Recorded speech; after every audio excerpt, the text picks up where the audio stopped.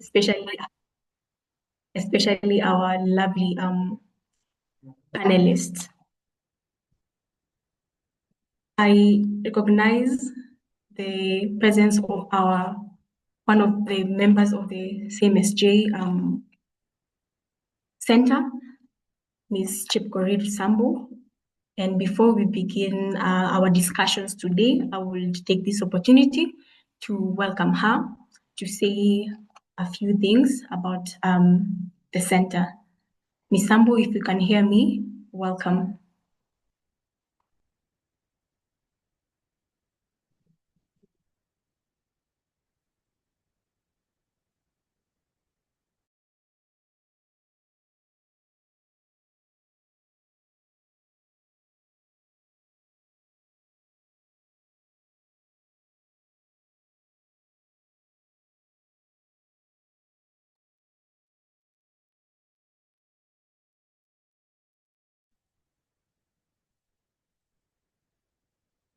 Ms. Chepkorir Sambo. Okay, thank you.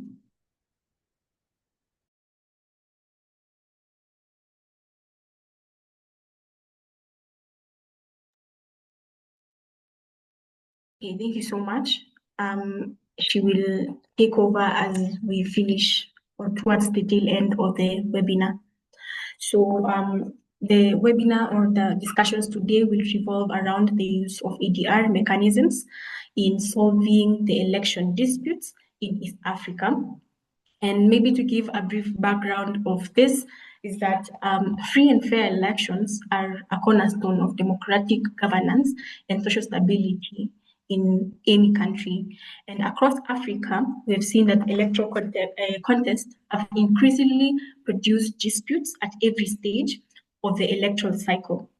We've seen that this has often undermined public confidence in the democratic institutions. In East Africa, elections in countries such as Kenya, Uganda, Tanzania, and Rwanda have at times been accompanied with legal challenges, political tensions, and in some cases, violence that has, taken place. And these disputes have strained the judicial system and have threatened the peace and social cohesion of the East African countries.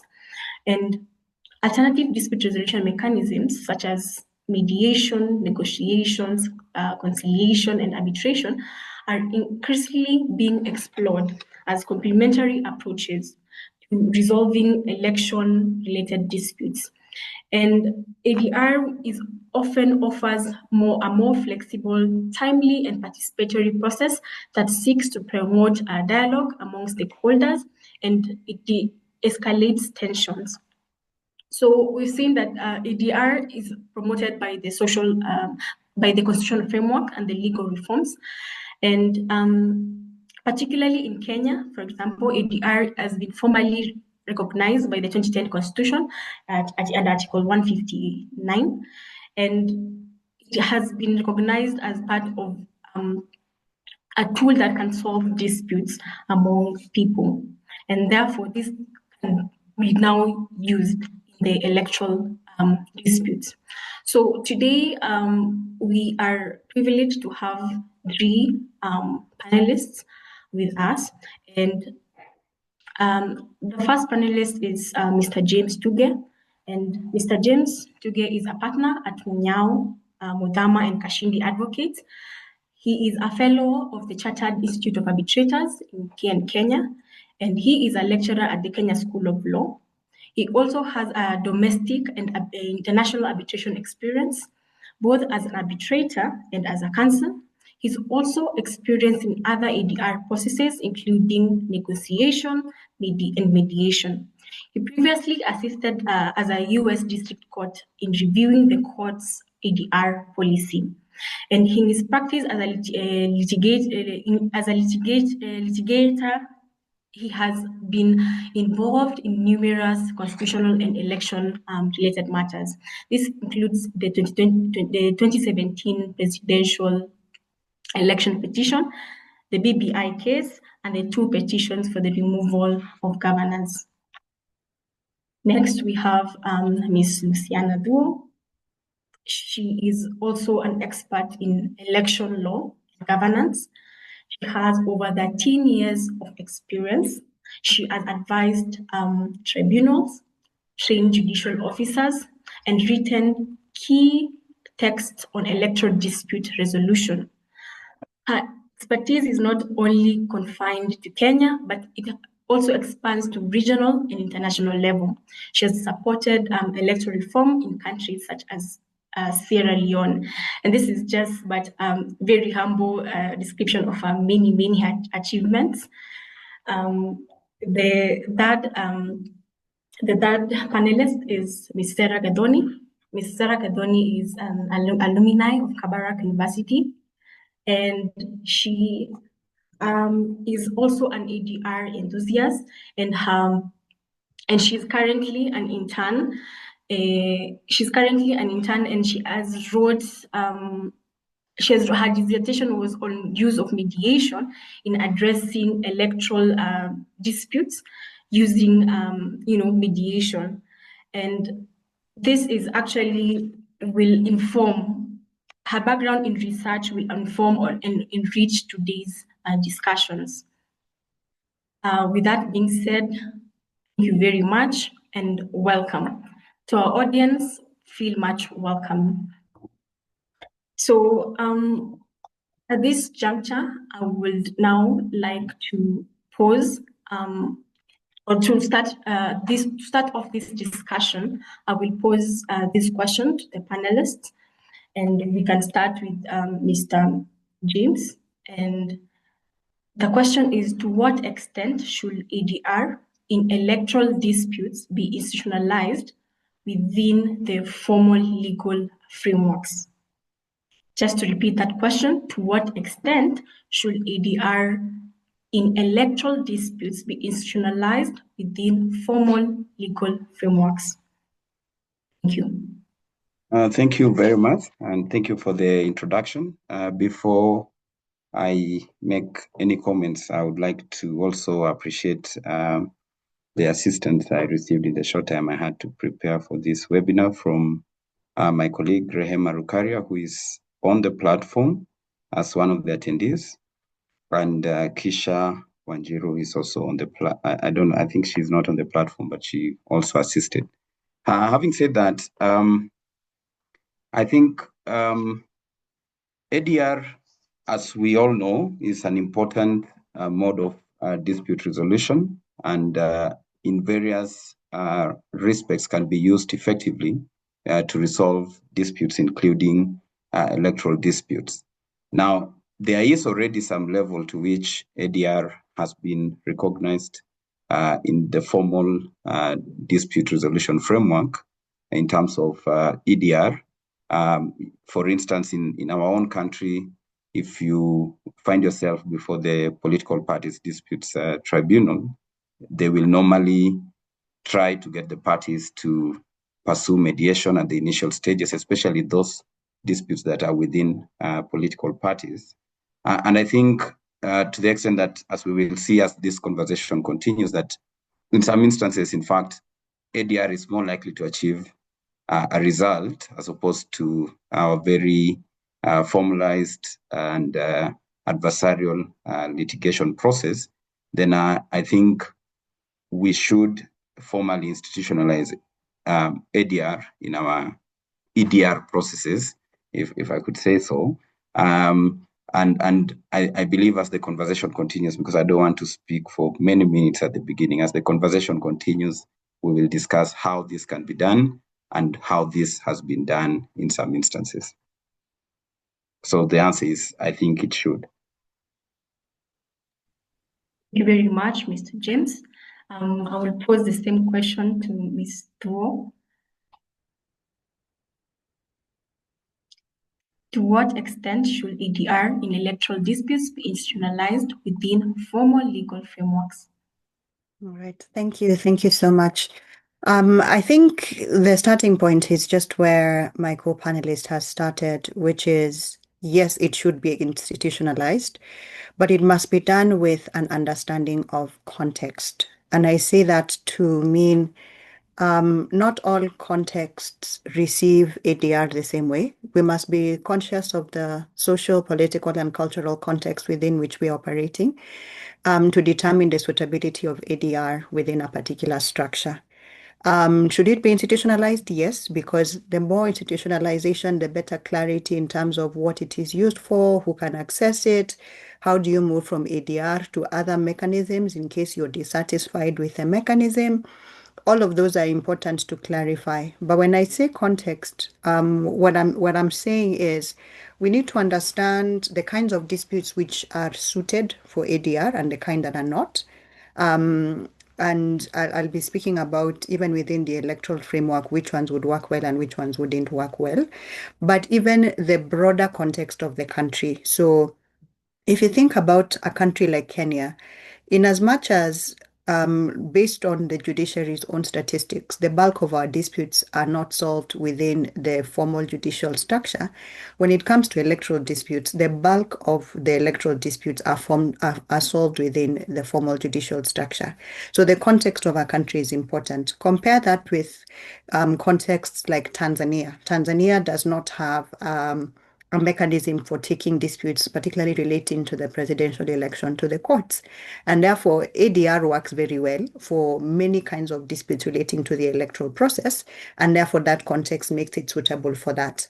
The second thing, as I said, is the kinds of remedies that you can get and the kinds of disputes that are then being considered when you're thinking about the mechanism. If you're thinking about challenges that are widespread, challenges that are recurring, challenges that require legal resolution in a way that is consistent, then you have a formal structure being a better suited mechanism than an informal structure, because you want to have consistency of outcomes. Whereas alternative dispute resolution allows people to tailor outcomes based on the interest of their parties. When it comes to things that affect the wider public interest, then what you're more concerned with is not just the parties that appear before you, but everyone who has an interest in that matter.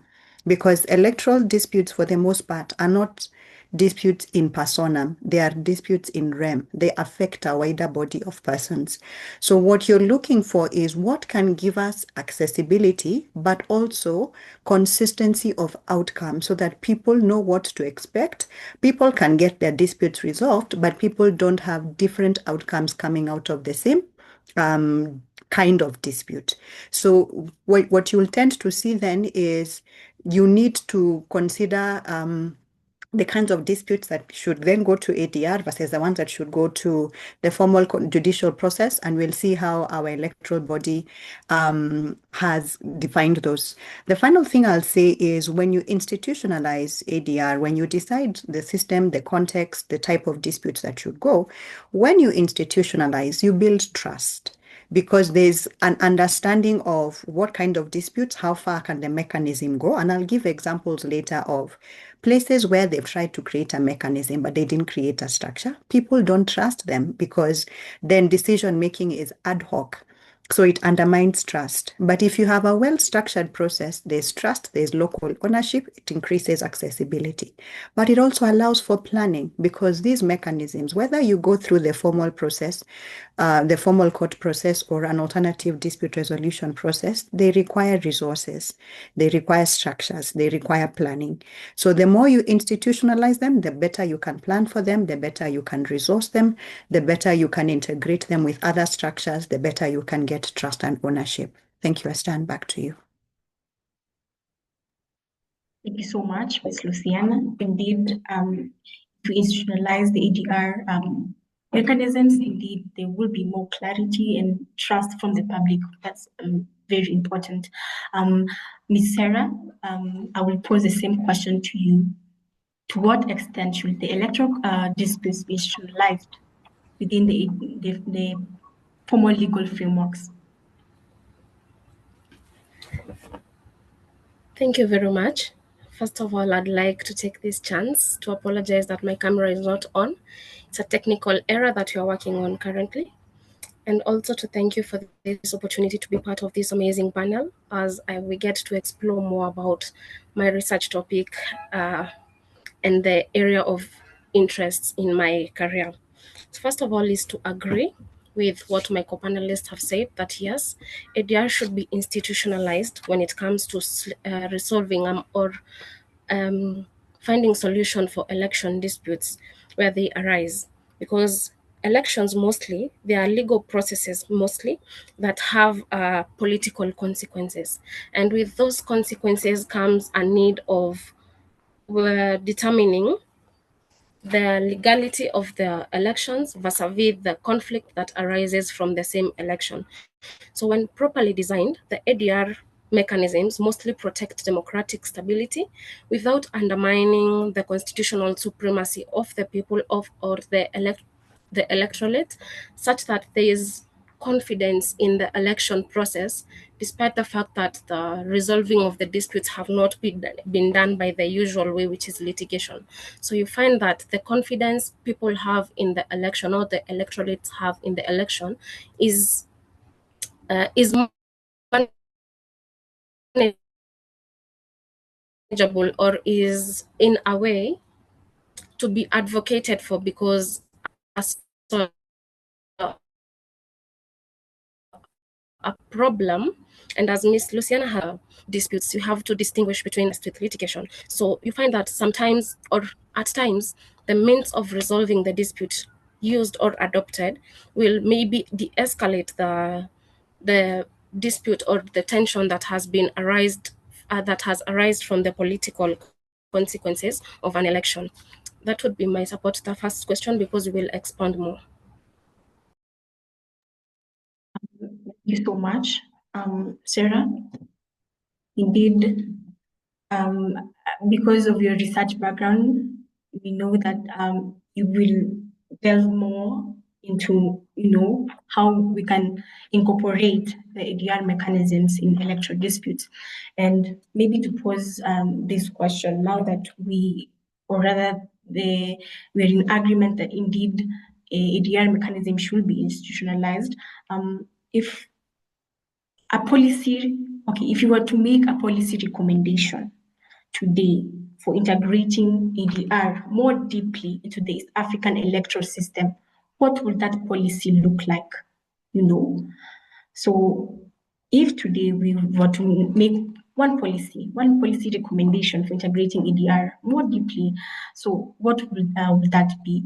And maybe I will start with Miss Lucianna. All right. Thank you, Esther. I think I must preface this by saying East Africa is not homogeneous when it comes to EDR and the way in which we have dealt with EDR. And that should, just going back to what I had said earlier, then influence how we look at the use of ADR when it comes to elections.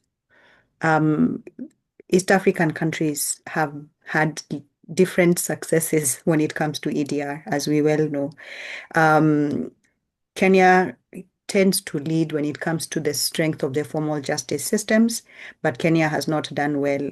Well, has done very well with two facets of the alternative dispute resolution, but the ones that have been institutionalized in the form of PPDT and IEBC, less so with things like mediation and arbitration. Other countries like Tanzania, as I said, because their court structures do not work very well, ADR has worked better in Tanzania. Of course, it has been limited by the fact that they have not always had consistent rules about how it should work. And therefore, there are inconsistencies across East African countries in the use of ADR in elections. So let me start with that. Secondly, I think what I would say is whatever policy is adopted, it should make a distinction between what happens before election day and what happens after election day. Why do I say that? The majority of post-election day disputes are the kinds of disputes that involve the rights of the entire electorate, the rights of the entire country. They are not suited to one or two parties appearing before a country, because the interests that are represented are not just the interest of two people appearing before the court or the mechanism. And therefore, those kinds of disputes would not be suited to having mediation. or alternative dispute resolution, in my view. So I would say the starting point is to separate what happens pre-election. Let me just use that loosely, knowing that elections are a process and not an event. Separating what happens before election day, so pre-election and post-election as a starting point. And then number two, deciding what kinds of structures that we would want then to harmonize the whatever platform of alternative dispute resolution we adopt. And I think what has worked well across jurisdictions is mediation. Why has mediation worked well? The informality of it, because remember, arbitration requires that you lead to a binding decision, which doesn't work well with many parties. Of course, depending on how it is structured and the right of appeal, it can have its benefits. But because it leads to a binding decision, some people don't like the binding nature of the decision that comes from it. So mediation across contexts has worked well. So what would work well? Have some kind of registry that deals with mediation. Because what I have seen across context is where countries have adopted mediation, and I'm speaking about countries like Zambia, Malawi, Nigeria, to a very limited extent, countries like Nepal, countries like Myanmar, wherever they have adopted a mediation, it has not been successful because there was no formalization of a tracking system. How many disputes were taken to mediation? Who had them? What were the kinds of outcomes that came from those? So having some sort of tracking system in terms of a registry would be very useful in terms of knowing how many kinds of disputes are we dealing with, what kinds of issues are coming up, how can we strengthen the mechanism. Number two, having training, capacity building, because one of the things that weakens these kinds of mechanisms is people don't have sufficient training for engaging the mechanism. What are they determining? Based on what? What are the parameters? And I say this because Kenya, for example, has a mechanism called peace committees, which are meant to be answerable to returning officers in the counties. But these peace committees they're meant to be mediative in nature, but there have been instances where they have issued punitive outcomes, which is not what a mediation is supposed to be for. So training becomes then important for determining, are we making sure that whoever is engaging in this mechanism has some understanding of what mechanism it is and what they can do and what they can't do. And then once you have a training, have a list of mediators you can deploy across contexts to address those kinds of disputes before they escalate. Because what we find is where countries use mechanisms like mediation, before conflicts become big things, they stop them from escalating into big post-election things. I think the final thing that I would say, besides training, is having clearly defined structures. How many stakeholders can take part in the process? Are you saying there are only 4 parties? So for example, if I have a dispute with a member of my party, then I can go to mediation. Or are we saying they're open to all electoral stakeholders? Remember what I said earlier. Ownership and trust is very important for anything touching on the electoral process. So who can take part in the process? Who can make decisions, what kinds of decisions can be made, and then how do we track them in record keeping so that we are able to strengthen the mechanisms and we can address any challenges that come with the mechanism. Like I said, where peace committees in Kenya have been used to give punitive outcomes where they're not in essence given those kinds of powers under mediation as we understand it. So those would be the priorities for me in case we were to decide that East Africa was going to take up ADR in elections. Thank you, Esther, and back to you. Thank you, Ms. Lucianna. And before we go to Mr. James, maybe a follow-up question. Now that you've mentioned that mediation is, one of the key ADR mechanisms that is really doing well in election matters, will you also say that AJS can also be used in this manner because there's a policy governing it, and given that AGS is also an informal process and it's in the grassroots where maybe the community elders are trusted, and and we have said that ownership and trust is very important in this regard. Will you say that AGS will also be one of another method that will come in to resolve electoral disputes? Okay, thank you. Thank you for that question. I think we must think about the disputes that arise in the context of what has been legally recognized as an electoral dispute.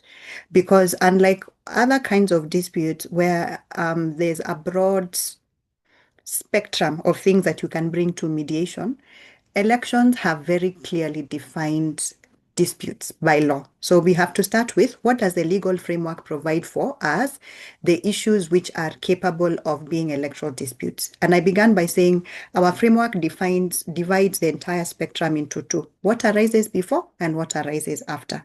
What arises after, I'm very clear, the law does not allow those kinds of things to go to any other forum. So once the elections have been declared, you can't say now the governor-elect and the first runner-up can go to mediation. The law doesn't allow it because of what I said earlier. That's a dispute in rem. Doesn't just affect them, has an impact on the entire electorate. And how you know the public interest nature is protected, if you file a petition and you decide you no longer want to proceed with it, you can't just withdraw that petition. The law requires that the leave of the court be obtained and that petition be advertised, that anyone who has an interest can take it up. So what the law is signaling is these kinds of disputes, even if a petitioner is bringing it against a respondent, are not really about those people. There's a wider public interest element that is involved. So let's start by clarifying that if it's anything post-election, it's outside the realm of dispute resolution. Now, when we come to pre-election, there are certain dangers that we must always think about in terms of determining the mechanism. So let me just give a broad overview of the kinds of disputes that arise pre-election and then tell you which ones I think can go to AJS and which ones can't. So if you look at our structure, we have the Electoral Code of Conduct. And in my view, the Electoral Code of Conduct gives us the best avenue for using alternative justice systems because of the kinds of things that arise in the Electoral Code of Conduct. So when it comes to things like you're violating campaign rules, you are misusing the name of a political party. Not uncommon. Someone is running as an independent, but they want to use the face of a presidential candidate of a party. Those are the kinds of things that alternative justice systems can address. You're using hate speech. You're using false information on social media. You are disrupting campaign rallies. Those kinds of things can go to AJS. But there are certain issues that, because of the nature that is protected in those issues, you can't take them to AJS. For example, if what is concerned is a person's exclusion from candidature, I'll give you an example. Reuben Kigame tried to vie last time. He was excluded because he hadn't collected enough signatures. What was at play were constitutional rights. His Article 38 rights were allegedly violated. There is no possibility of those going to AJS because by law, they would have to go for interpretation to the High Court. So there are certain things that by nature cannot possibly be taken to AJS. Secondly, if you're dealing with political rights under Article 38, your right to participate in the activities of a political party have been violated. I'll give you two examples. Recently, ANC tried to dissolve its party and merge with UDA, and they took their assets and merged them with UDA. Now, those are the kinds of things that raise freedom of association rights and right to political association rights. Because the party doesn't belong to a few individuals and there are wider constitutional issues that arise, those kinds of things cannot go to alternative justice systems. They have to go to the High Court because Article 165 clearly states that this is the court with the mandate to interpret and enforce the Bill of Rights. So because of that nature, those kinds of things cannot go to AJS. So are there certain things that can go to AJS? As I have said, yes. And for me, those relating to the code of conduct, absolutely. But anything that entails the public interest, which means the entire electorate has an interest in the outcome, no.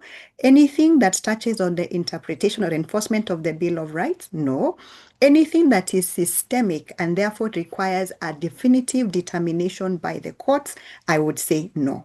But if there are inter-party rights, if there are violations of the process of voting, absolutely. And we have seen certain areas where these have worked better than others. So if you look at the way in which they settle on candidates in the northern parts of Kenya, in parts of Narok and others, you'll see that they also use these kinds of mechanisms, mediations, conciliations, to even arrive on candidates and to agree, once we arrive on these ones, no one can interfere with their candidature. But if you're dealing with anything where the Constitution has given jurisdiction or which involves Chapter 4, I would say alternative justice systems would not be appropriate. Thank you, Esther, and back to you. Thank you so much, Ms. Lucianna. And now this question I pose it to Mr. James. So, as an ADR expert, do you think that ADR risk in reinforcing power imbalances between dominant political actors and smaller parties or independent candidates? And what safeguards are necessary to prevent coercive settlements? Thank you very much. I think yes and no, and depending on the level at which the DR process is being conducted. So first of all, part of the reason we talk about ADR in electoral dispute resolution is because, one, we probably just want to find a more amicable way to resolve some of these disputes, especially the not to undermine them, but the smaller disputes, especially pre-election, as Lucianna has pointed out. But sometimes, especially post-election, it would be because we do not have confidence in the formal structures that we already have within law to resolve these disputes. I think we would all know that part of the reason we resolved the 2007 electoral dispute in Kenya through an ADR process was because the opposition at that time, if I would call them that, but let me say ODM, did not believe that they would get justice through the formal processes, even though the legal system provided for filing of petitions. One, because those petitions ordinarily would take very long to be determined, partly because historically the courts had said you have to do personal service, and finding the president to do personal service was almost impossible. So you would go to court, you are told you did not serve properly. You'd go to court, you're told the case drags for 5 years and you have to withdraw it because another election is coming up. So part of the reason we have had post-election ADR processes is because of lack of confidence in the formal system. I think when there is a formal system that actually works, almost what we have now, we've had, it may not be perfect, but I think our Supreme Court has tried to resolve presidential election petitions since 2013, with one nullification, and others have ended up with the results being confirmed. Then I agree in that sense with Lucianna that, in fact, the formal process of litigation that is anchored in law and that goes through a judicial body that is independent and is probably, judges who enjoy security of tenure and so on, are better off determining these disputes. Now, if then we find ourselves in a situation where the judiciary itself is not independent, then in fact, ADR may be more appropriate, because that ADR process normally involves the international community, like it did in Kenya, like it does in most other places. So in fact, these people who are running the ADR process are less likely to be influenced by whoever has already taken oath and assumed office than perhaps a citizen within the country who is a judge, probably appointed by the president to be a judge in that particular country. But if, on the other hand, we are talking about ADR being run by individuals, and let's say, for instance, we are talking about an arbitration, then of course you would expect that someone who has state power, because they were already the serving president and they're still in office, or they have political power, or they come from a dominant political party that has a lot of influence, would probably, as much as you try to be independent and understanding the context in which we operate, there might be, that undue influence from the stronger political players or those who are already in power. So it becomes a risk, which then would tilt my reasoning more towards, let us have a strong judiciary and independent judiciary actually determine post-election disputes. But even the pre-election disputes, if we are dealing with a decision maker who comes from a certain region where a certain political party is probably predominantly strong, it is still unlikely, for instance, that an independent candidate is going to find favor against that dominant political party in that region, or a powerful candidate who is extremely wealthy and already in office and who has some power to influence outcomes, is going to get the same treatment as this young 20-something-year-old person who is very popular with the voters, but does not have financial resources or any political power to counter. So as we encourage ADR in EDR, we have to take those factors into consideration, and not to say we should not pursue it, but to say as we formulate the policy, as we design the law to guide it, we have to ensure that the law takes into account those imbalances, whether it's power imbalances or financial or of whatever nature, and we address it either by making provisions in terms of the choice of the decision maker, so that we choose decision makers who are unlikely to be influenced, or the choice of process, so that we choose processes that are unlikely to suffer from those kind of outside influences.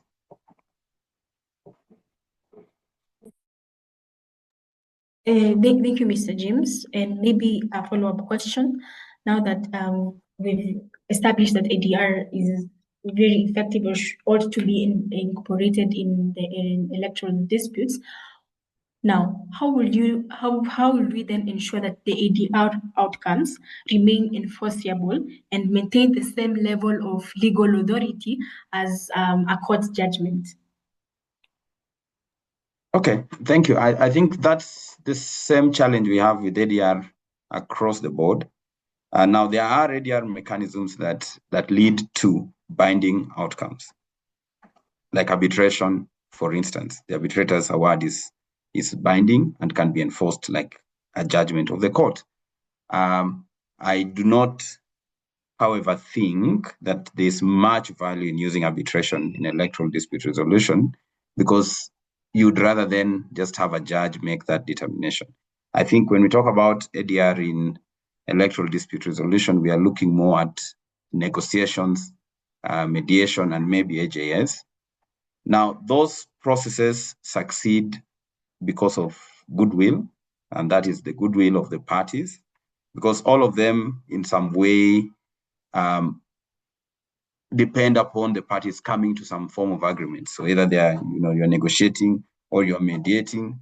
Like, again, I use our example in 2007, or you're doing this negotiated democracy that Lucianna referred to in Northeastern, where the clans sit down and they agree, we are going to get a governor from this clan, regardless of their political party. We are going to get a senator from this other clan or this other region of the county, and we are going to have so-and-so run for MP. And while those decisions are not really enforceable, in other words, if you are one of those candidates who wanted to run and you are told, no, let so-and-so run instead, it doesn't stop you from exercising your right to contest, and it doesn't stop anyone who supports you from voting for you. And once in a while, those who disregard what the elders, for instance, in Northeastern advise, end up winning because the people really like them.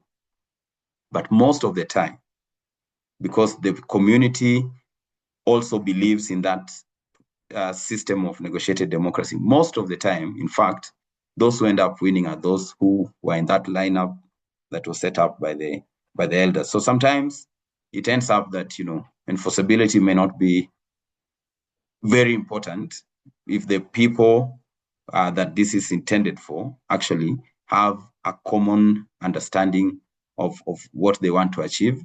Then the system will enforce it itself. I mean, the electorate, the candidates, but it depends a lot on goodwill that, we negotiated, we agreed on this. And then where there is agreement, then it is possible to enforce, because an agreement can lead to an actual settlement agreement that then becomes a binding document that is executed as an agreement among the many parties. But before there is consensus, before there is agreement, then it depends a lot on goodwill. And again, we go back to our big example. In 2007, it would have been possible that Kofi Annan would come here, and if the two parties never agreed, then we would not have had that system. But because they agreed, and because their parties had the numbers in parliament, they were then able to transform what was just an agreement signed by them into legislative instruments that then made it possible to enforce what at the time they were agreeing was outside the law. There was no position of prime minister, but then it was created through an act of parliament.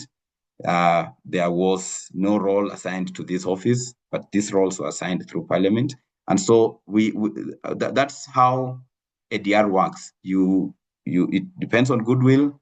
Once an agreement is reached, then a formal way to make it possible to enforce this within the legal structures then emerges. And of course, post-March 2008, we had this now legal structure that recognized the office of the prime minister and his functions, recognized that he had to be consulted in government decisions. And then it was then possible, for instance, whenever there was a disagreement between the president and the prime minister, or PNU and ODM, for ODM to go to court and get an interpretation. For instance, when the president appointed, a chief justice, an attorney general, and others without consultation, a court order stopped it, because now that agreement that was an ADR, that was a product of an ADR process, had been brought into the formal legal system and recognized as a piece of legislation. Thank you so much, Mr. James.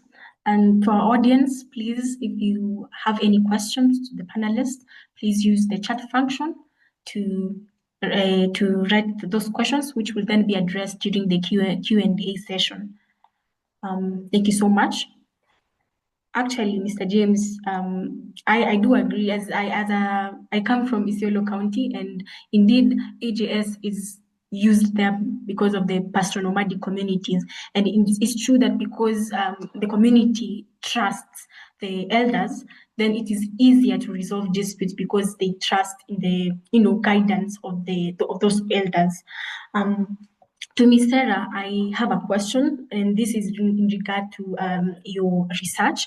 And something I noted from your research is that you rely on, or rather, you've cited conflict transformation theory, and in the context of Kenya, in the context of Kenyan election. So how does mediation move beyond merely solving a dispute to transforming the underlying ethnic and historical grievances you mentioned in your research paper?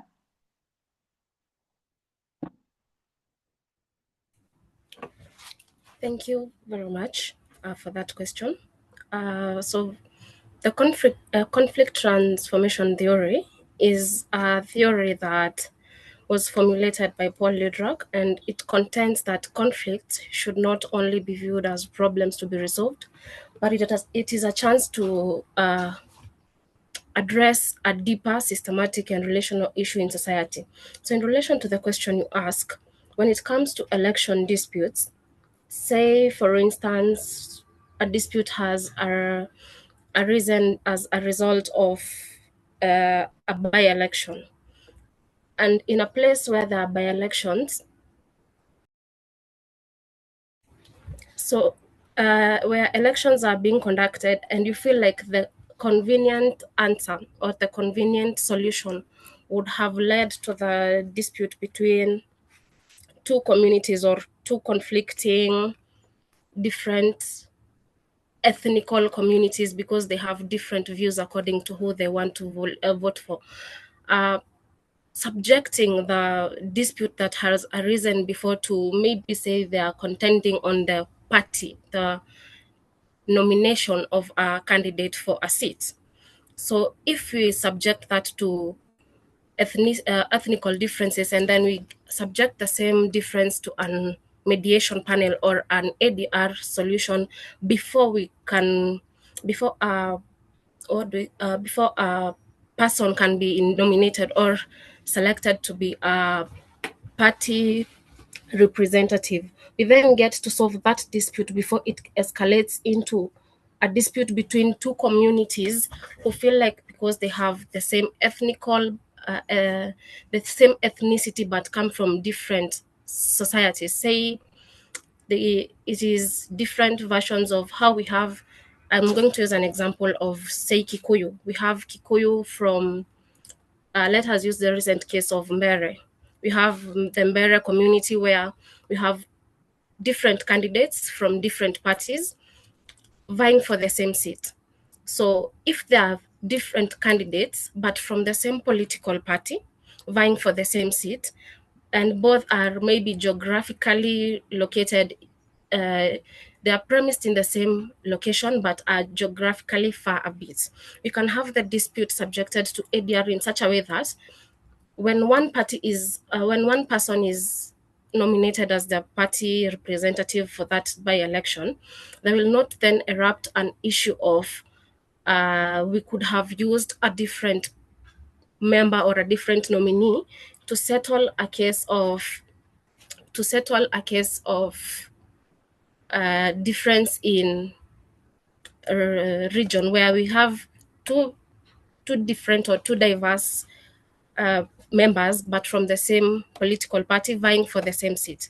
So we find that using ADR, then you solve that dispute before it has erupted, so that at the later stage there will be no contestation, or there will be no hatred between ethnic communities that are maybe near each other or far from each other because of a problem of seats, or a problem of nomination for candidacy, or a problem for representatives of a political party. Such that in nominating or in voting for one person who is in a political party, you get that the tension that is thereafter, because you didn't choose, or a member from your ethnic community was not chosen, becomes very minimal, very de-escalated. There is even no reason to fight at the end, so that even when you are fighting for resources, or for sustainability, or for establishing maybe things that come along with election, or benefits that come from being a representative of a community, you can be able to do it for both communities without the fear of this community feels a certain way towards the member who was the member of a political party that was elected or that was nominated. So other than compromising for a short-term solution, such that you can vie for maybe in this election and in the next election without fear of it is a short-term solution that I will vie right now, but we'll have differences in the future. We will have not only political differences. We will have one part of the community suggesting different reforms, or one person suggesting reforms that only favor one community. So that way you have a diversified view of things, because it is one person representing all the communities, or one person representing both ethnic communities, and so there is no escalation at the very end. Yeah. So that would be how the conflict transformation theory would apply in this situation, such that the conflict now is not a conflict anymore. It has become a sort of a strength to be used in that election, because we have managed to join two different people from two different places into one. Okay, thank you for that. Maybe just another follow-up question. Your research also critiques the judiciary's overemphasis on procedural compliance, and you cite the 2017 presidential petition. So how will mediation framework better address the substantive injustices that are currently maybe being ignored due to legal technicalities? Okay, thank you, Ulto. For most of the post-election disputes, as Ms. Lucianna has correctly put it, they can only be addressed by way of litigation, by way of using the court systems to have the dispute resolved in the manner that is provided for, in the manner that is enforceable by the court, because mostly it's about interpretation, or maybe a constitutional right that has been violated and is being claimed. So that when we are doing that, when we are subjecting that post-election dispute to litigation or to court process, it then becomes very, very unlikely for mediation to be used. So where I'm saying there is a structural there is a structural difference because of maybe the procedure or the procedural structural difference, it is mostly because of the issues that arise. If say the issue is ballots, maybe there was ballot stuffing, or there was an issue to do with counting of votes. The court in that case established that most of the problems that had arisen from then were procedural, from how the process of elections was conducted on that day of elections, not from before the elections, on the specific day of elections, how the voting was conducted, how the votes were counted, how the results were submitted. So most of it is procedural. So in a procedural setup, you find that there is completely no room for there is no room for any other way of settlement. So in such a situation, when there is in such a situation, the main problem then becomes, is this only a matter that the court can sort? Is this only a matter of interpretation by the law? Such that in cases where, say, presidential election cases, the court in itself pronounced that it is because those cases are very procedural. The issues brought out, or the differences or the disputes that have arisen in that election are procedural. And as procedural matters, they all ought to be repeated, or they ought to be redone, so that the procedure then can be supervised, or can be more critical, to provide a different answer, or maybe to provide a more reliable answer towards the elections. Thank you so much, Serah. To Mr. James, based on, I'll just use the same question based on your 2017 presidential election background and the BBI cases. Maybe the same question: how will mediation framework work better to address the substantive injustices that maybe would be undermined or ignored due to legal technicalities? Okay. Again, I think if we are talking about parties that probably are complaining about things that are not anticipated by the law. So let's say your law says, or let's say like in Tanzania. In Tanzania, the results as declared are final. You can't challenge them in court.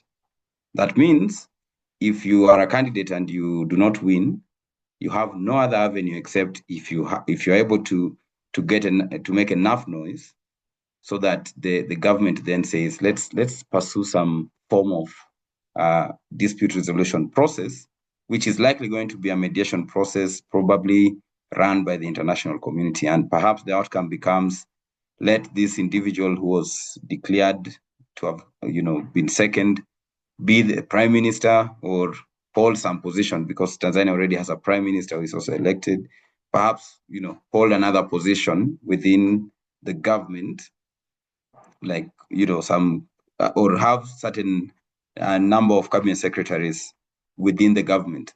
But in our system, where beyond within the new constitution, we have a very good system to handle presidential election petitions, which now we have tested 3 or 4 times. If you say we tested it twice in 2017, then mediation probably is not the correct way to go about it. Although you can see that because we also have had very unique elections since 2007, where the top 2 candidates actually very close. If you look at the declared results, they are very close. The difference, no one wins by say 60-something%. It's maybe 51 or 50 point something, and 47 to 49% of the vote for the second candidate.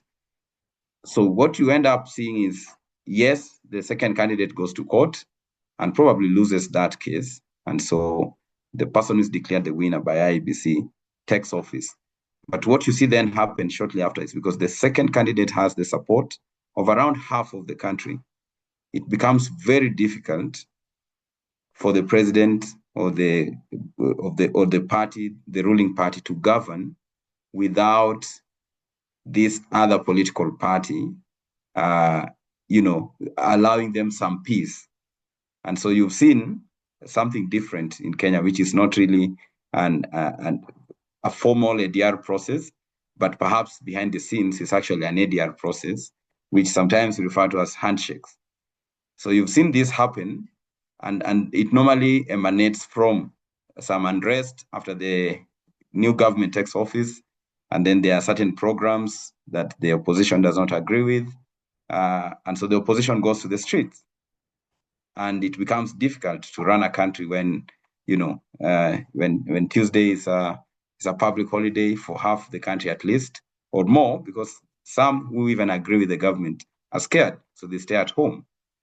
And that then forces some other types of talks. I don't want to call it ADR because they're not always fully structured, but there's always some conversations which lead to certain agreements. Sometimes they take the form of, okay, can we agree on priorities? Can we agree on certain things we think the government is not doing right that we can do differently? And sometimes they lead to actual power sharing, where some opposition members are then included in government, like is happening currently with the broad-based government. But I think going back to, are we able to use mediation as an ADR mechanism to address what we think are shortfalls within our current formal electoral justice system? I do not think so, especially at the presidential election level. One, because of the timelines, because you have to file this petition within 7 days, and this is a constitutional requirement, and it has to be determined within another 14 days or so, another constitutional requirement. That time is not sufficient for a mediation process to get to some sort of agreement, unless these parties had already previously agreed. So incorporating mediation into the existing legal framework is very difficult. But mediation outside that process, either that the parties have chosen that they won't file the petition, but they'll have conversations, and if they are able to agree on something which they can implement within the existing legal framework, like just some members of an opposition party being appointed to government, or some sort of issues in the opposition manifesto now becoming part of the government's agenda, or something like what you have, like the 10-point agenda, where you're just saying there are these issues that are critical for us. So we will help you to pass your own development projects in Parliament, for instance. We'll help you to pass legislation.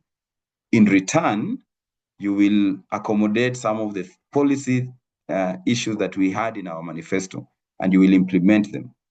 You will perhaps stop certain things that we don't want you to do, and if you get back to doing them, if you get back to human rights violations and so on, we will stop supporting you, and then you will find it very difficult to govern.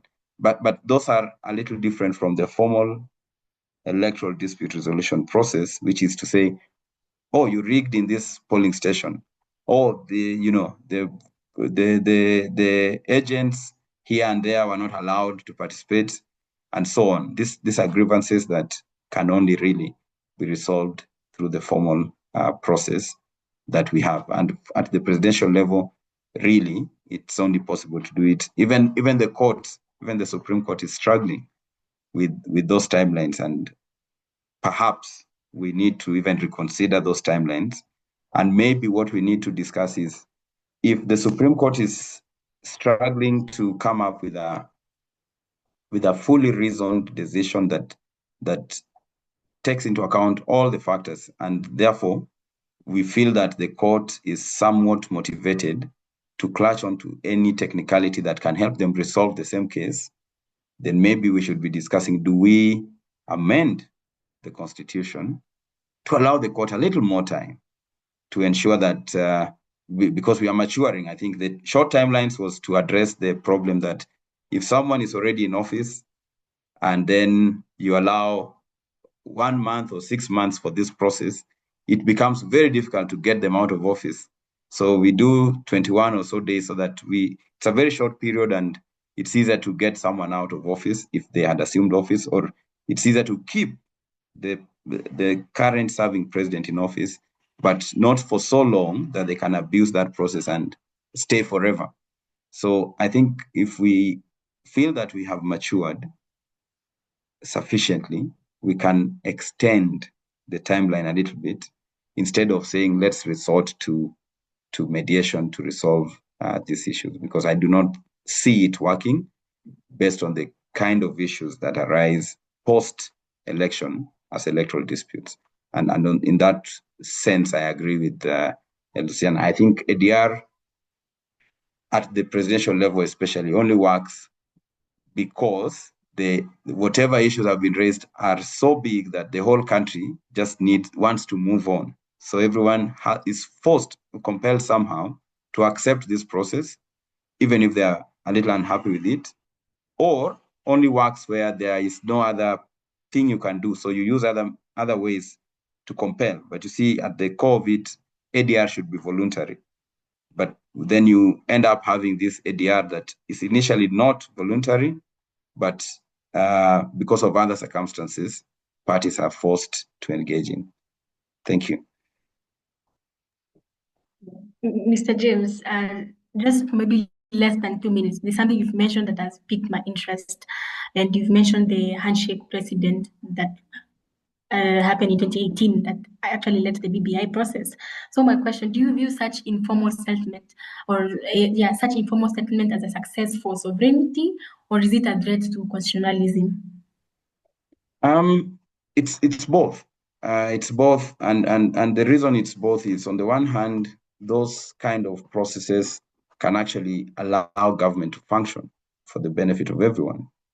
On the other hand, those kind of informal arrangements undermine the structure of our law, where we want to have a strong system where you have a government and an equally strong opposition, and strong institutions like parliament that is independent of the executive and checks the executive. When you have this kind of arrangements, you end up having the two largest political formations working together with 80-90% of members of parliament, so they can practically pass anything, and then you are left now to rely fully on the judiciary, hoping that it is independent to check both the executive and the legislature, which then stop to check each other.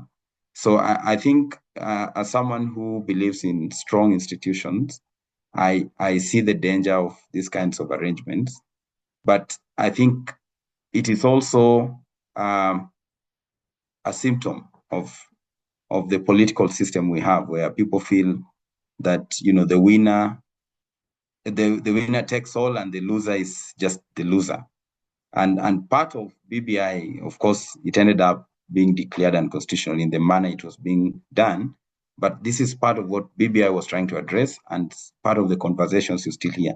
Do we bring back, for instance, the position of the official leader of the opposition, so that this is a constitutional or legal office, and then we can facilitate this person who comes second in the presidential election to actually lead the opposition with public funds. So you don't ask someone, what are you doing to keep the government in check, and yet you didn't vote for them and you don't finance them. But if they hold an office that is recognized by law, then there are duties they have, and then they are more able to structurally and in a very formal way discharge that function of the opposition.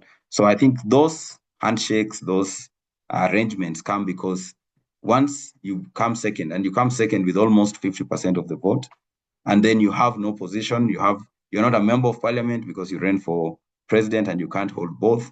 So you're not in parliament, you're not in the executive, you really hold no position except you're a party leader. But you have half the country supporting you. So you can use this half the country to negotiate for something, and then you use that. But if you had a position, I'm sure most people would prefer to hold the position of official leader of the opposition and keep the government in check instead of being, say, a cabinet secretary in the government of the person who defeated them in the election. Thank you for that, Mr. James. So my next question now is posed to Ms. Lucianna. So the East African Court of Justice has pending electoral disputes, including the South Sudan election law challenge that is set for hearing in this coming March. And also it has the Tanzania-related petitions. So my question is, what role should regional bodies play in mediating post-election violence and censorship claims?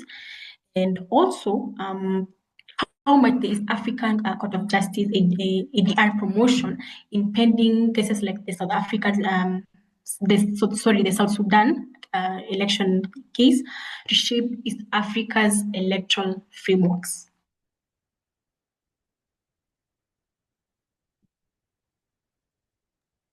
Thank you. Before I address that one, do you mind if I just say a couple of things about the question that you just asked, James? Because I thought it was a very interesting question on presidential disputes, and I'll speak to the ESCJ in a moment. I think James makes fantastic points about the negotiated democracy and the stability that the handshake produces, and also about whether presidential elections should have ADR included in them. And I just to agree with him, I think Article 159, when it was crafted, was very clear. ADR is existing alongside other mechanisms for resolving disputes. It was never meant to take the place of other constitutionally established mechanisms. And it's very clear about that. So where another constitutional mechanism is established for dealing with a specific dispute, there's no room for ADR. The Article 159 clarifies that. But also in terms of time, which he has already alluded to, part of why we came up with an apex court with a very fixed time for hearing dispute is there needs to be a finality to the electoral process. You don't want to keep the country in abeyance for too long where they are not clear as to the direction of the country. And so whereas with alternative dispute resolution, you can have as much time as you need to address the issues between the parties. When it comes to issues of public interest, like the leadership of the country, you want finality as quickly as possible. And that was part of what led to giving jurisdiction to the Supreme Court, but also giving the timeline that it did. So I think he has already addressed those points very well. But I just wanted to speak to this question around the handshake and whether the governments that are formed because of that handshake are in line with the Constitution and this concept of elite bargaining, because really that's what it is. Whereas I agree both in the wake of 2017 and 2022, the handshakes brought a semblance of order. We must agree that two things happened. One, it created an incentive for undermining government after an election as a basis for negotiation. And we cannot wish away that as a phenomenon. Number two, we must balance this idea of negotiating or elite bargaining with the idea of legitimate expectation of the people. And the question to ask here is, Article 4 says we're a multi-party democratic state. To what extent do those elite bargains in the form of handshakes address the needs of the people? Or are they addressing the interest of the political class? So I don't want to wish away the stability that was created, but I don't think we should ignore, one, the incentive for violence that elite bargaining has brought about. And number two, the subjugating of the public interest to elite interests. And BBI was a good exemplification of that. The 10-point agenda, whether it ever gets implemented, is a good example of that. These elite bargains do not give effect to the intendment of Article 4, Article 10, Article 81, Article 86. They simply allow room for a small group of people to have their interests met. And I think if you want to know that that is the case, look at the conversation that is happening now around whether ODM should enter into a coalition with UDA. What is everyone talking about? Power. No one is asking how is the citizenry going to benefit from a coalition or a merger or whatever it is. Everyone is simply negotiating which position will I hold. That was not the intendment of Article 4, Article 38, Article 10, Article 81. So we must always guard against undermining what the Constitution gave us as citizens, which is the right to determine our future in terms of governance. And it is my view that negotiated democracy, elite bargaining does undermine that. So whether we do it pre-election or post-election, if you're not careful, whether it's deciding who the candidates are, and you've already spoken to the regions where that is done, or where it's done post-election, my view is that the net effect has been to exclude rather than to include. The net effect has been to entrench the interest of a few, not the interest of the majority, which was not the intendment of the Constitution. Now, to the question you've asked about the East African Court of Justice and the pending dispute and what regional mechanisms can do when it comes to elections, I think the first thing that regional mechanisms do, before we talk about the formal justice structures like the EACJ, when I speak about regional mechanisms broadly, like the bodies like the RECs, the regional economic communities. I think regional economic communities have become a very important actor in the way that we do elections, particularly because of the growing trend of modern authoritarianism and undermining of institutions within states. The regional mechanisms become very important as a counter to this trend of growing modern authoritarianism, in the sense that, number one, in countries that are closed off, and we've seen countries like Tanzania, Uganda, where there's no possibility of these kinds of conversations, they facilitate dialogue. And especially where situations of violence have arisen in relation to the elections, these mechanisms come in to make it possible for dialogue to happen, make it possible to negotiate certain minimum institutional reforms for governance to happen. But when it comes to the court structures, of course, the court would be limited in their determinations of these disputes based on the treaties. So whatever the framing of the dispute that goes to the court, whether it's the East African Court of Justice or the ECOWAS Court or whichever other court, SADC Tribunal, which I think is defunct, the issue is always going to be to what extent can you link whatever electoral issue to a violation of the treaty. And that then limits the mandate that these mechanisms can have when it comes to resolving electoral disputes. The best they can do is make a declaration as to whether there was a violation of the treaty based on what happened. Sometimes, like we saw with Martha Karua and her issue in terms of access to justice, they can give awards, but enforcement or implementation become very difficult. Nevertheless, if we have regional mechanisms, whether it's the RECs or the judicial bodies within these mechanisms addressing electoral issues within their structures, what will tend to happen is there's better stability across the region. And I will reference here the case of Sierra Leone, which I got a chance to be a part of. And in that case, there had been an attempt to resolve some issues through the ECOWAS court, like exclusion of people in terms of candidature. Unfortunately, those decisions depend on political will for implementation. I already referenced Martha Karua. And so even where they do make determinations, the extent to which they can be implemented largely depends on political will. So you can't depend on them as a substitute for strong internal structures. But broadly, in terms of the environment, what it does is to let a state know that the matter does not end here if we don't make room for issues to be addressed within our structures. One of the things that states do not like is intervention from other countries.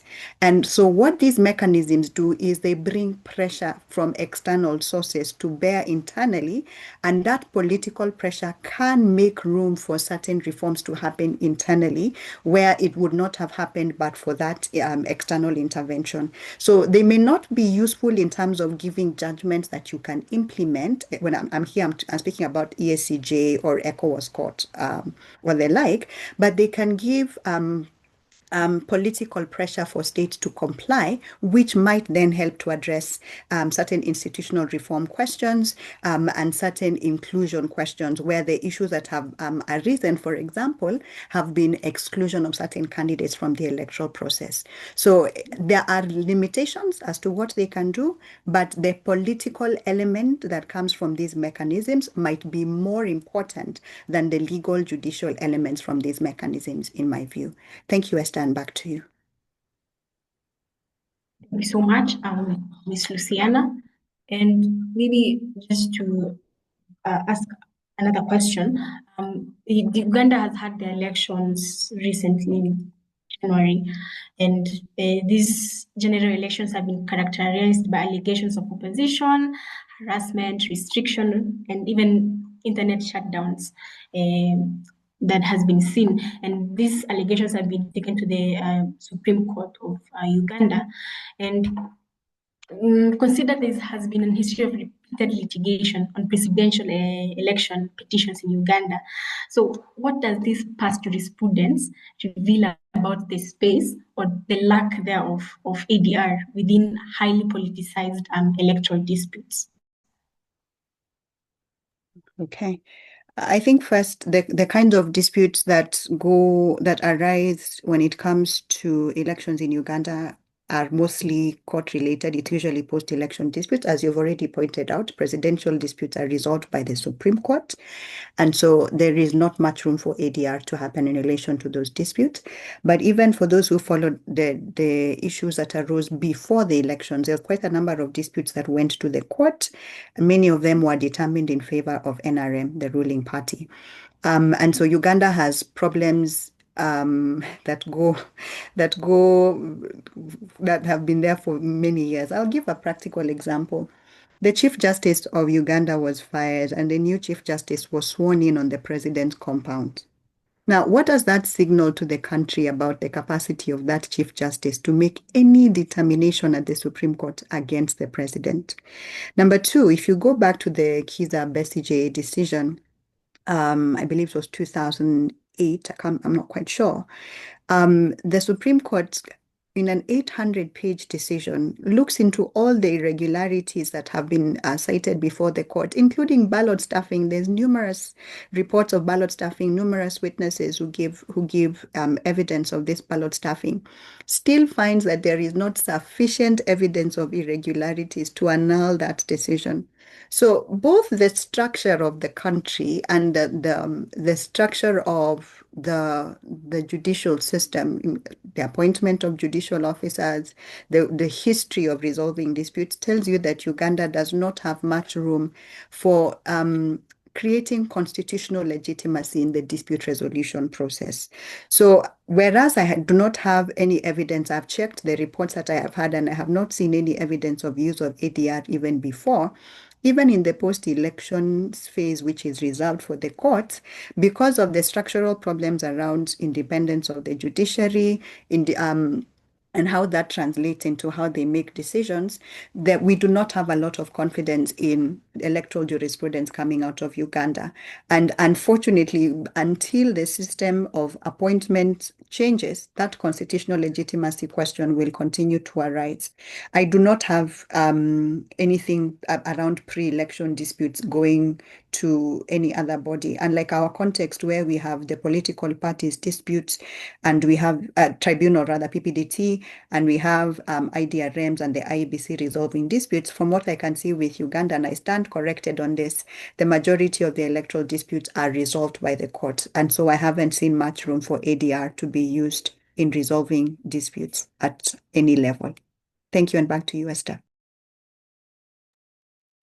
Thank you so much, Ms. Lucianna. I will like now to pose the next question to Serah. And the question is, how can ADR mechanism ensure neutrality? So this is in the event when you're dealing with the very powerful political actors. And you maybe want to prevent the process from being co-opted or viewed by suspicion, with suspicion by the public, because you find that ADR is a process that is really built on trust and confidence of the people. So how can we ensure neutrality when dealing with such actors?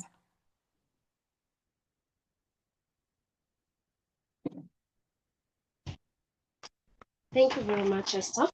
So in this question, I'm looking at ADR in electoral matters as raising complex questions, because mostly election disputes are not ordinary private disagreements.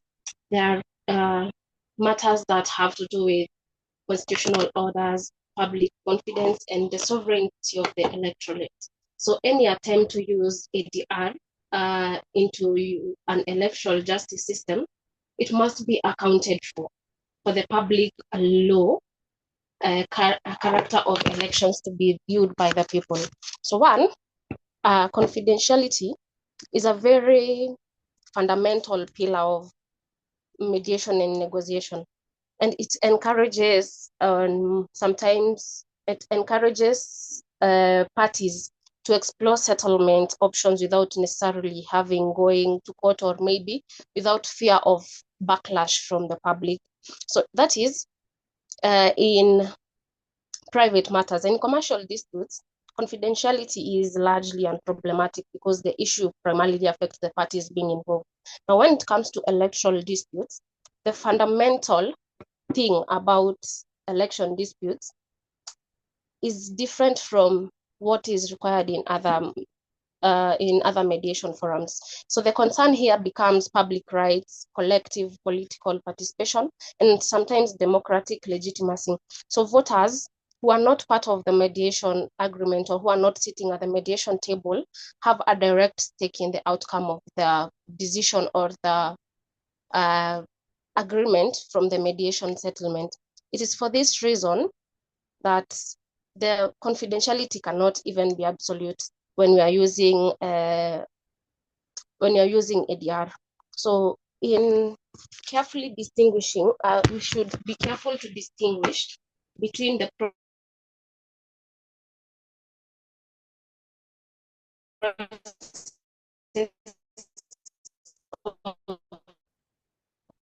confidentiality and having a trust outcome. And the discussions that remain confidential at the same time are flexible, but they represent what was the initial will of the people. So final settlement, it must be transparent, and to be able to ascertain that it is transparent or it is the will of the people, it should be documented and it should be subject to public scrutiny. That way, the public can access the decisions, and they should be able to subject the same agreement to judicial confirmation, such that a judicial ratification can transform a private settlement into a public law instrument, instead of using the normal mediation means, which is confidential and private. So that ensures that constitutional standards are preserved, and there is no argument. There is no argument between the will of the people and the decision of the mediation panel or the sitting, such that ADR will maintain the benefits of confidentiality during the negotiations, at the same time safeguarding transparency and accountability in the outcome, so that the electoral justice cannot be only a secret bargain that alter the public right. We will not have a situation where, if the margin was so big during the election period or during the voting, the decision that comes from the ADR panel or settlement or agreement will not be so distinct from what the people will have wanted that it then becomes a question of, is it really what transpired? It becomes a question of what led to that decision, or what has been made different, or what occurred differently to the panel that did not occur to the people, that they drew so much a different conclusion from the will of the people, from the will of the electorate. Thank you so much, Serah. And in your research paper, you've said that, or you've mentioned that training and accreditation of mediators is very important, and you've mentioned that maybe by 2020 there was over 200 mediators who are already accredited by the judiciary, but these mediators lack the electoral focus. So, what specific electoral specific skills should a mediator have that maybe a standard commercial or family mediator does not have? Thank you very much, Esther. I'm going to refer to settlement of issues based on skills or knowledge of the matter that is in hand.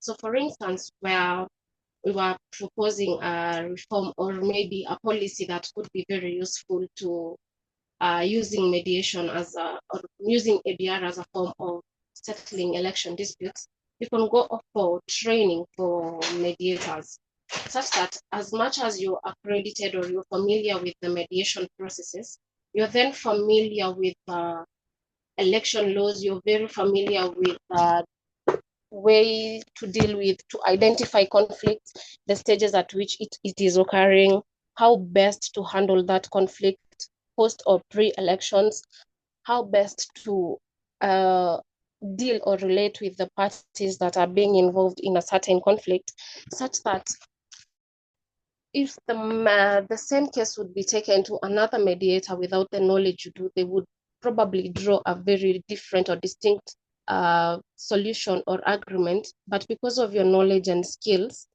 and training of issues that are relating to election disputes and matters that come out of elections, you're in a position to deal differently. You're in a position to handle matters in a more knowledgeable way than a normal or commercial mediator would handle them, because you have the knowledge to do with election matters, you have the knowledge to do with election where disputes arise and how to settle them, you have the knowledge to deal with parties and what the laws provides in relation to election disputes, and when is ADR applicable and where it is not and why it is not.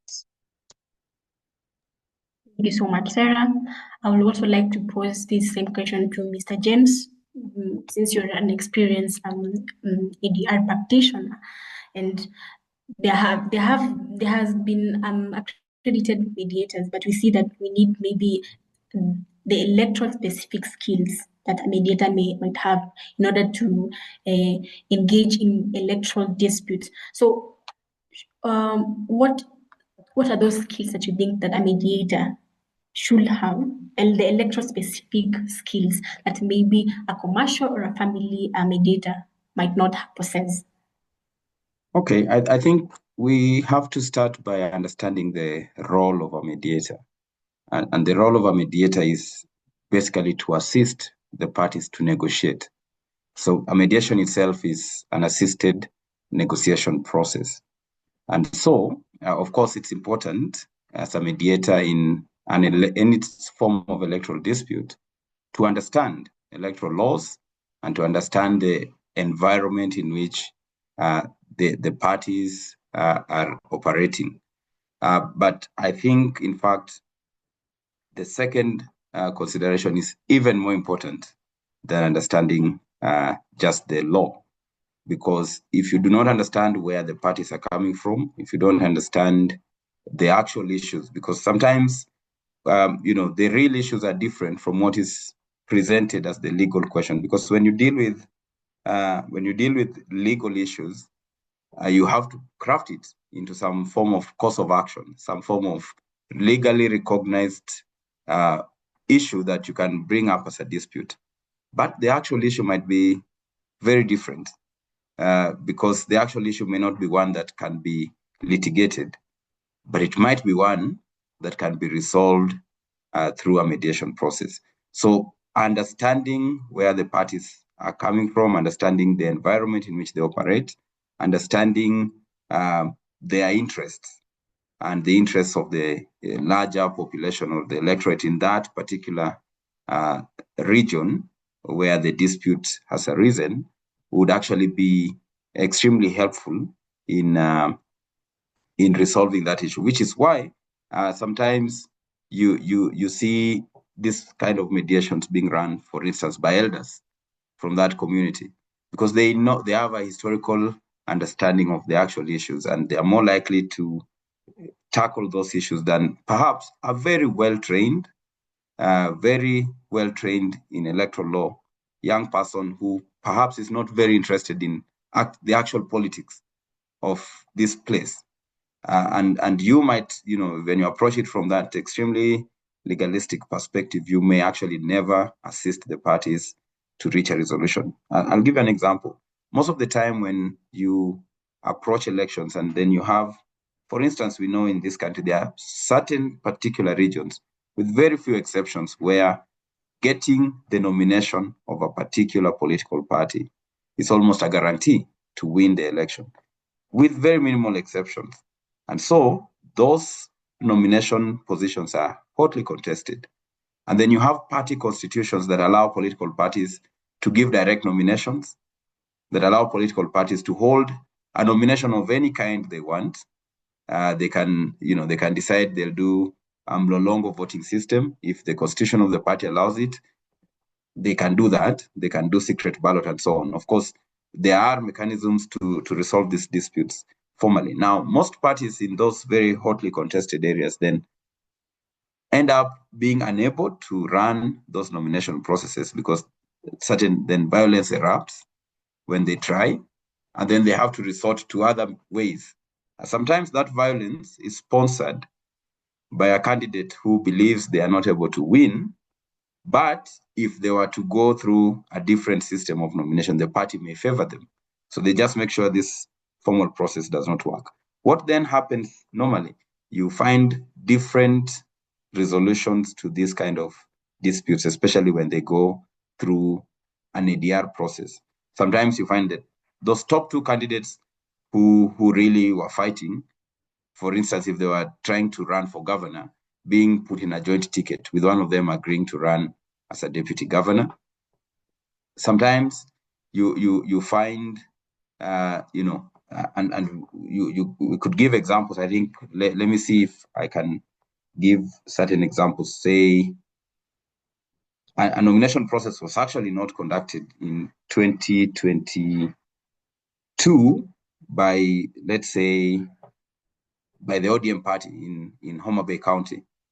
But they then said, no, so who are some of the top three candidates? The top three candidates in that party would have been Gladys Wango, is the current governor, Evans Kidero, and the current deputy governor, Joseph Mwangangi. So they picked two of them to run as a joint ticket.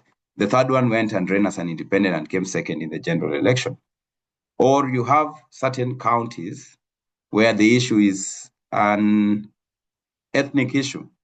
You have a predominant tribe, then you have a smaller tribe but with significant numbers. And perhaps, let's say, Migori County is an example where you have predominantly Luo population, but you have a good number of Kurias and Kisis. Or you have Bungoma County where predominantly the larger population is Luya, Kusu, but you have a Kalenjin Sabaot group that is significant in number. Now, because, again, unfortunately, we vote a lot along tribal lines, then you would find that in those counties, if, say, in Migori County, you had a Luo candidate running for governor with a Luo candidate running for deputy governor, they're likely to win. But most political parties will insist that, and sometimes this is done through those ADR processes, will insist that the deputy governor candidate has to be a Kuria or a Kisi in Migori, or has to be, a Kalenjin in Bungoma County. And that process takes into account, there's no law absolutely that stops, two laws from running as a joint ticket for governor in Migori, or say two Kikuyus from running as a joint ticket for president. But you will not see it happen because one, just to ensure that you get enough votes at the national level, but at the county level where you can still succeed even without mixing, the parties would then take it in to ensure that the ticket is balanced so that no one feels excluded. And I think it's also now becoming, and it's going to get more pronounced with male and female candidates for governor and deputy governor, so that if the female candidate is running for governor, then you have a male candidate running for deputy and vice versa. And perhaps, hopefully, it will also extend to the presidential level, and you have this mixed candidature. So these are things that we can do to address particular problems that we are aware of, but which are not really legal problems. They are not formal legal problems. No one can successfully challenge a ticket because it has two people from the same tribe or from the same gender. But the understanding that we are trying to be inclusive would then lead you to do some form of ADR to ensure that you avoid violence, for instance. For political parties that may not have the financial resources to hold, elections, what we call nominations throughout the country, to have a process by which they can still have candidates who are generally accepted by their membership, including those candidates who are not going ultimately to get the ticket, and also to address certain issues that exist only within particular communities or regions. Thank you so much, Mr. James, for that insightful take. At this juncture, we are about to enter the Q&A session. We will encourage the audience to please use the Q&A function to ask questions to our panelists. Maybe they might be general in nature, or if you want them to be addressed by specific panelists, please feel free to indicate that. And before we enter that, maybe the one last question to Ms. Lucianna. What role should the civil society and election observers play in monitoring ADR processes to ensure that they contribute to electoral justice rather than just political compromise? And maybe you can answer this in less than 2 minutes. Welcome. All right. Please allow me to use 30 seconds of my 2 minutes to just point out just one thing around ADR and choosing candidates, because I think it's important.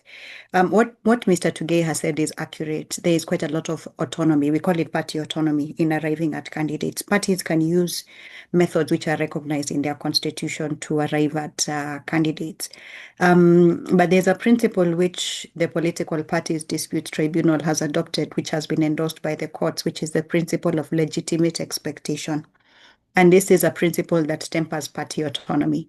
The idea being, yes, you can use whatever method is in your constitution, but the net effect should not be to disenfranchise the members of the party. The party does not belong to officials. The party belongs to members. So whatever candidates are arrived at ideally should be a reflection of what the membership wants and not necessarily just what the leadership thinks the people want. So whereas in some cases, like what happened with Homa Bay, direct ticketing, which is what happened as distinguished from direct nomination, which is universal suffrage, was allowed to stand.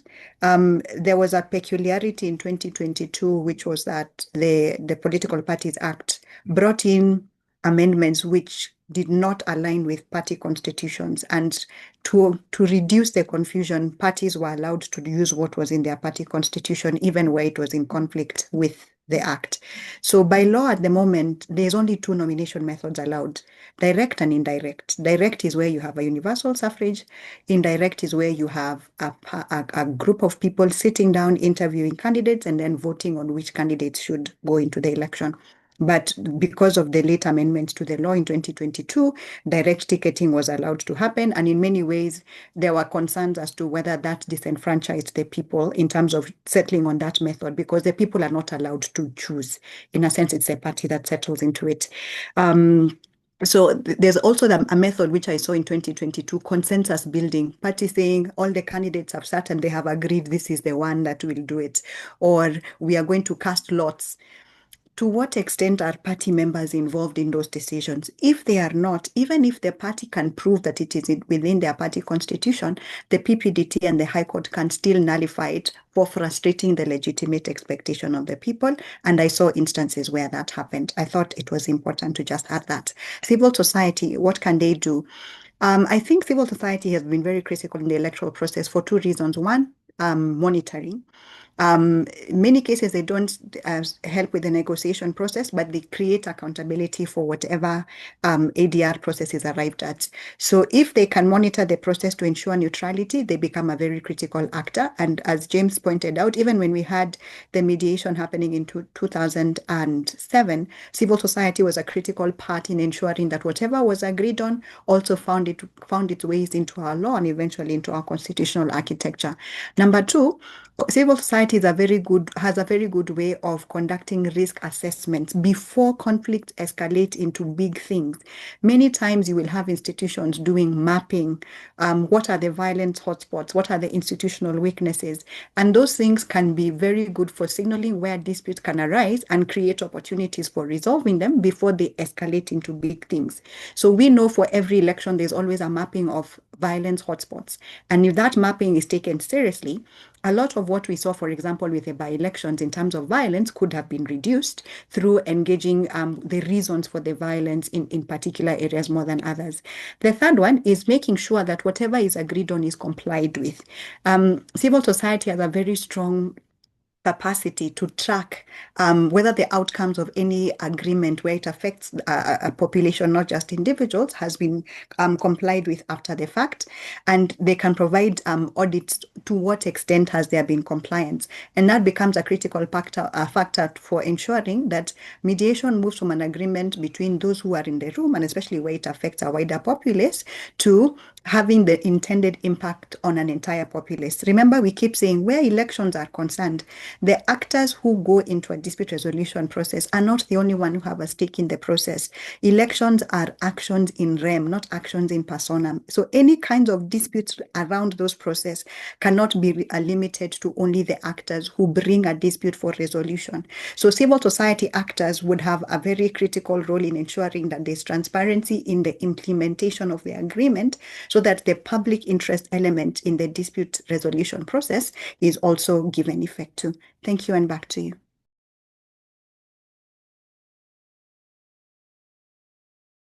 Thank you so much, Ms. Lucianna. At this juncture, we'll proceed to the Q&A session. And I will read out the question, and the panelists will have 2 minutes to answer the question. So the question that has been posted here states that ADR mechanisms like mediation are grounded in confidentiality and privacy. However, electoral disputes involve matters of immense public interest where transparency is critical for legitimacy. How can ADR be effectively integrated into electoral dispute resolution without undermining the public's right to know? So maybe we could start by Ms. Serah. You can address your perspective with that question. Thank you very much, Esther. I will handle that question in the matter we handled it, addressing transparency.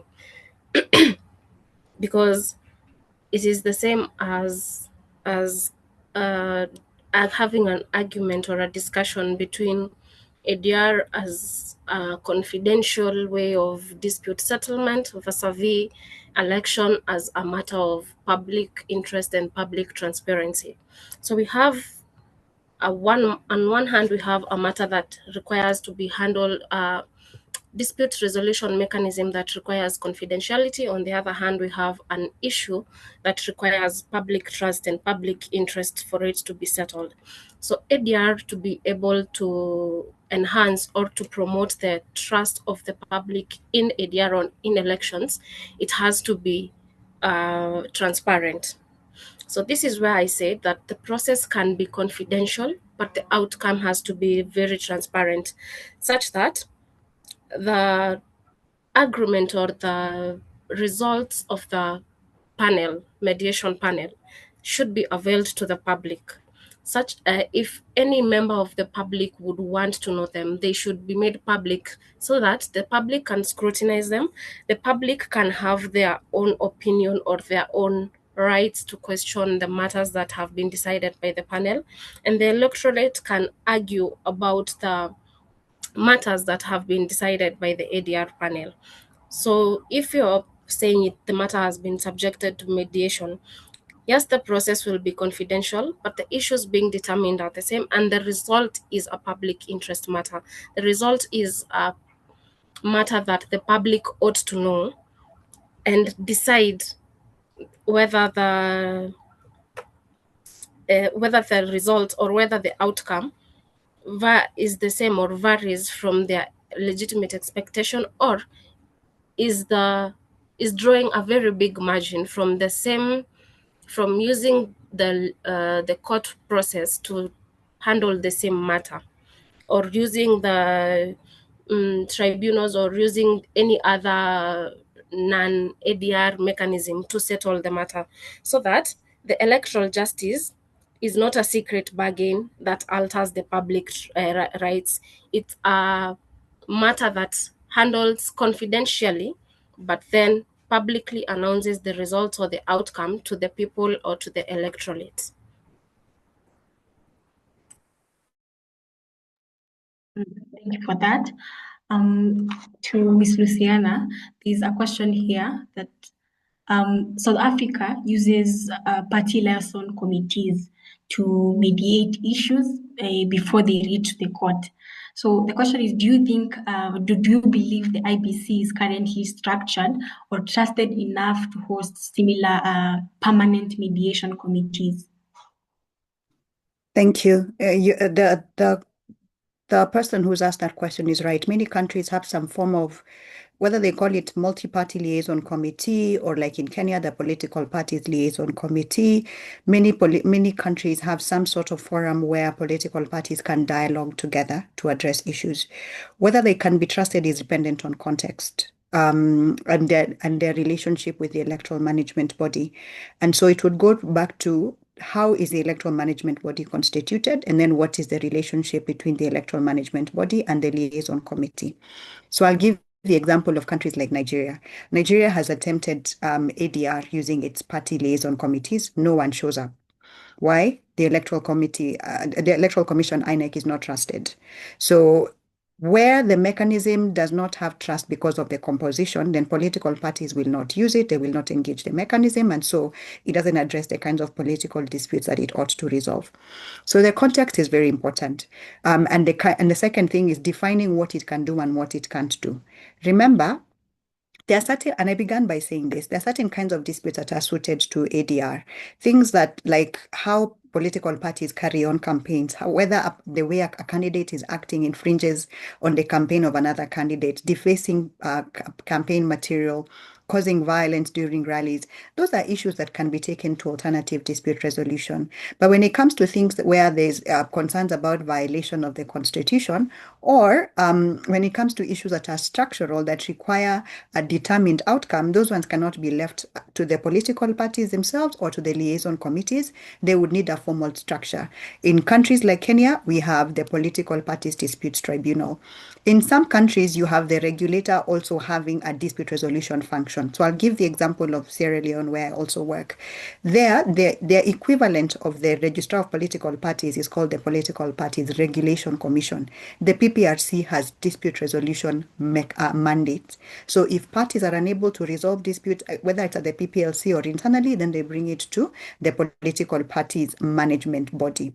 So the context is what will determine what they can be trusted with. But inevitably, if it involves a structural issue, it should not be left to the parties. It should go to a more formal bodies to resolve.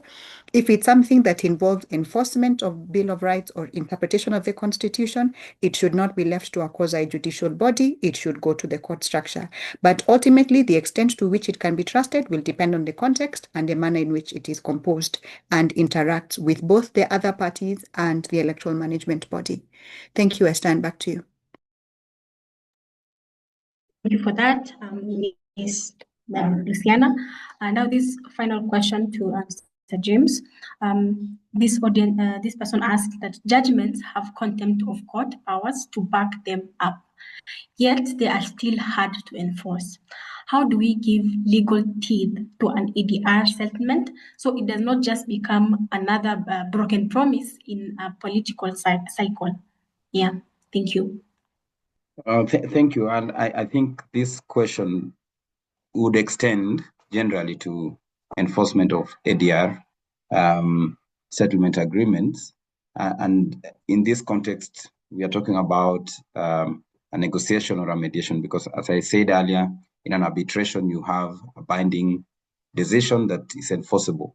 But even through a mediation, if you get to the point where you agree and you get into a settlement agreement, that is an agreement that is then enforceable as an agreement. And if that mediation happened in the context of a pre-existing court matter, then that agreement can be reduced into a consent, which is filed in court. And if the consent is adopted, it becomes an order, a judgment of the court, just like any decision.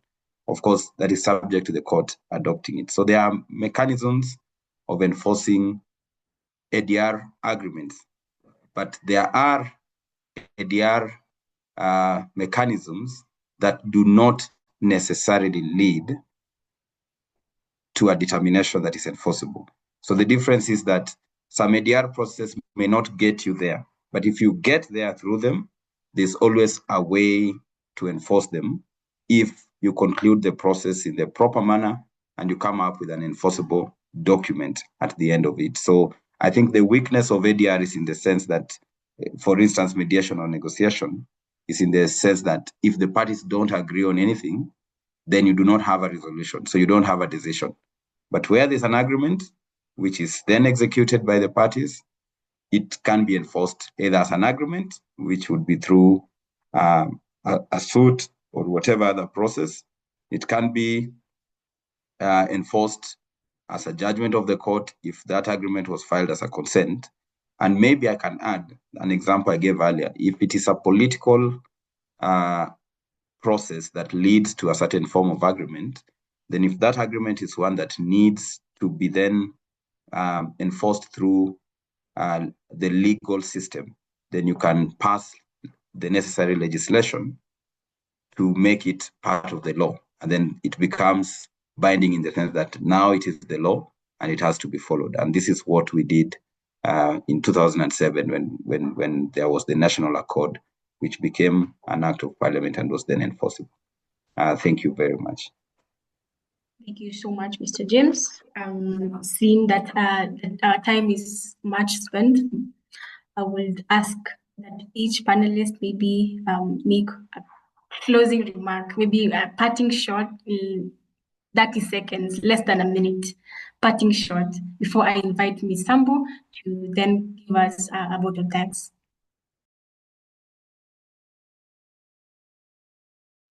Mr. James, maybe we could begin with you. Parting shot. Thank you. I'm happy to begin, and I think just to thank you for hosting this, and I see a good number of participants. I believe all who are interested in ADR generally, but also in electoral law, and I believe most of them are students. That's correct? Yes. Yeah, Yes. so I think for all the attendees, just to thank you for your time, for your questions, for being keen on these areas of law, and to wish you well in your studies. Thank you so much, Ms. Lucianna. Thank you. I think I will echo what James has said. It has been a pleasure to be a part of this conversation. I have learned a lot about other forms of dispute resolution, mine primarily being based in the courts. And it has been a pleasure to listen to the perspectives around what we can do to strengthen the mechanisms. Thank you for involving us in the conversation. We look forward to joining you in future conversations. Thank you, and back to you. Thank you so much, Ms. Lucianna. Ms. Serah, parting shot. Mine is to thank you very much, because I can see let me call myself a junior in this matter, and I think I'm now reviewing my whole dissertation in another new perspective, and the whole idea of ADR vis-a-vis election matters. And it is something I am learning so much more because of this opportunity you've given to me. Thank you very much for that matter. I apologize that you cannot see me. I don't know what is wrong with my device, but I'm hoping for a next time where you will be able to see me very much. Thank you very much. Thank you so much, Serah. At this juncture, I would now like to invite Ms. Chikori to give a concluding remark. Welcome so much, Ms. Sambu. Thank you so much, Esther. Thanks a lot. I'm sorry I was not able to do the opening remarks. Could not be. I was listening, but I was not in a position to speak at that time. So for, I think, especially Mr. Tugee, who may not know me, my name is Chepkorir. I teach at Kabarak. I am also part of the Center for Multiple Systems of Justice, which has been responsible for this webinar together with the ADR Club. It has been such an honor listening to you throughout. I have listened to everything, and I think this recording should be turned into a lecture, a class should be played for class lectures, because I have learned so much. I'm not experienced in election matters, but I am in conflict resolution, specifically international conflict resolution. And so ADR, which we don't really call ADR, we just say negotiation or mediation, is very important for us, because elections are tied to dispute, to conflicts, they exacerbate conflicts, they reveal root causes of conflicts when elections occur. And so listening to what ADR can do or cannot do in election disputes, and ultimately what this means for conflict resolution, has been very insightful for me. I'm glad to see Miss Lucianna here again. We were with her, I think, in December for another webinar. Thank you so much for making time. Thank you so much, Mr. Tugee, for making time. For Serah, who was my student as well as my supervisor. Thank you so much for being here, for sharing your knowledge. 2 hours is not just a short time to dedicate. So I thank you so much for taking this afternoon to be with us, to educate us, share your expertise. We hope to invite you even physically in the coming months during this year for the events that we have in store.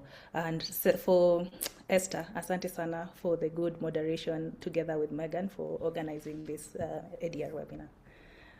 Siku njema.